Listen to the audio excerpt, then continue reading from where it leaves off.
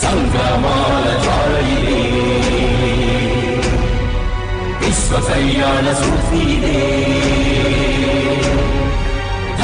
ధర్మము ఆది అనంతము సత్యము సార్థకలంకము జాత్యకార పర్యవసానము శక్తిదే భక్తిదే జీవన్ముక్తికి మార్గమిదే పంచమ వేద సారం మహాభారతం కృష్ణుడు చూపిన లీల ఇది జీవన వేద మార్గమిది గీత జనించిన క్షేత్రమే ఇది మహాభారతం